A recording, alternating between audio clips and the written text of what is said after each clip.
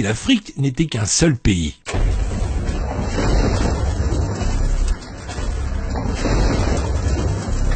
L'Afrique est un continent qui couvre 6% de la surface terrestre et 20% de la surface des terres émergées.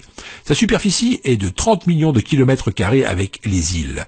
L'Afrique compte actuellement 54 pays indépendants, mais que se passerait-il si tous ces pays s'unissaient aujourd'hui pour former un État africain uni? À quoi ressembleraient les États d'Afrique unis et quelle serait la puissance de ce pays? Alors, il faut savoir que l'Afrique est énorme et couvre plus de 20% des terres de ce monde.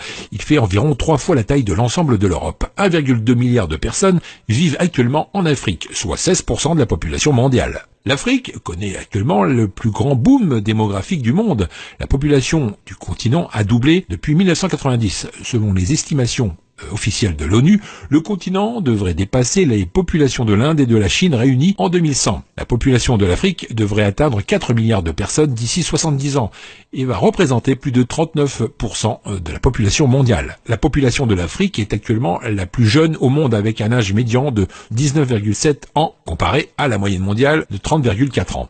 Les taux d'alphabétisation sont également bas avec seulement 64% de la population considérée comme alphabète.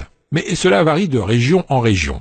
En Libye, par exemple, le taux d'alphabétisation est très élevé, environ 84,2%, alors qu'au Soudan du Sud, il est très bas, puisqu'il n'atteint que 27% seulement. Les taux d'infection par le VIH sur le continent constitueraient également un défi majeur pour l'Afrique unie, car 11% de la population de l'Afrique subsaharienne est actuellement infectée par la maladie. En plus de ces défis, les États africains seraient également confrontés à l'extrême diversité du continent. L'Afrique est le continent le plus linguistiquement et ethniquement diversifié de la planète, où l'on parle plus de 3000 langues. L'Afrique est l'endroit le plus multilingue au monde, où beaucoup parlent au moins 2 langues africaines, et une langue européenne également supplémentaire. Une situation similaire à l'Afrique du Sud, où il y a 11 langues officielles.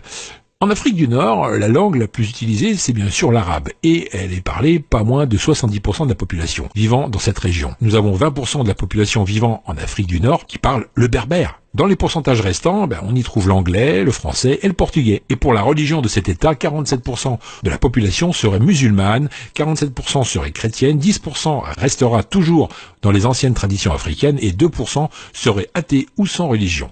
Passons maintenant aux 10 plus grandes villes de cet État. La plus grosse ville serait sans doute le Caire, avec une population estimée à 23 millions d'habitants.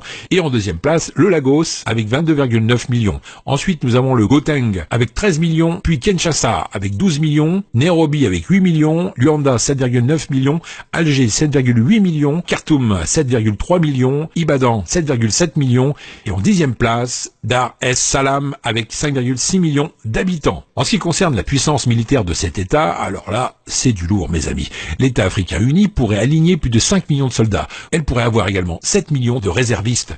Mais côté matériel de guerre, faut pas trop attendre à voir quelque chose de nouveau. L'arsenal militaire de cet État serait principalement du matériel russe. Mais quand même, ça reste un pays très puissant qui ne pourrait pas être envahi, ça c'est sûr. Avec cette puissance militaire, l'État africain va certainement lancer une vaste opération de nationalisation et annulera le pacte signé avec la France et le Royaume-Uni. Vous ne le saviez peut-être pas, mais aujourd'hui, beaucoup de pays africains continuent de payer un impôt colonial en France, et cela malgré l'indépendance.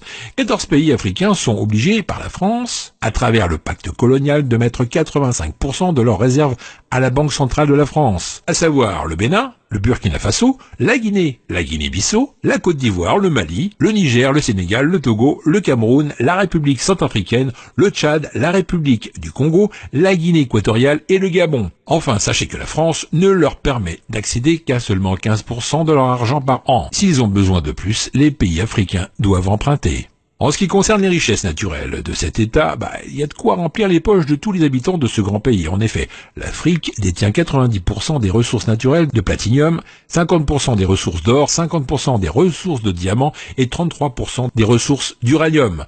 Avec la mainmise sur toutes ces ressources naturelles et la nationalisation de tous les projets de pays étrangers pris de force en Afrique, cet État aurait un PIB de 3 000 milliards d'euros. Ce qui la classera comme 5e puissance économique dans le monde, derrière l'Allemagne et devant les Royaumes-Unis et la France. Voilà mes amis, encore plein de choses à vous apprendre, c'était bien sympathique, on arrive à la fin de cette vidéo, partagez-la avec vos amis Facebook, Twitter et les autres réseaux sociaux. Pour moi, je vous retrouve dans la prochaine vidéo, juste après, qui s'affiche sur l'écran. Allez, à tout de suite.